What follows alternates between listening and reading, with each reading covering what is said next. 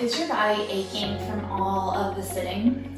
Well, if you have a laptop and you're working on a laptop, then you can easily create some dynamic workstations. Even if you don't have an actual standing desk, we're going to talk about how to kind of do a DIY version. So I'm going to come up and show you different variations. The key to feeling good in your body when you're having to work all day is to change it up and have a lot of variety. So I'm going to use yoga blocks, but you could definitely use books.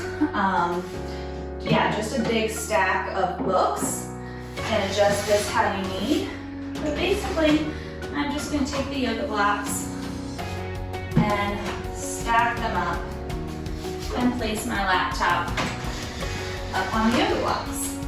And then I have a really perfect little workstation here, Jen, is you can still do seated, but in a different position for your joints. So you can turn your chair around, place your laptop in your chair, and sit on the floor. Sit up on a cushion, whatever you have, and then work like this, and you're also getting a stretch. And from here, you can change up your position quite a bit. So you could sit with your legs out to the side. You could sit, if this is okay on your knees, you could sit in a kneeling position.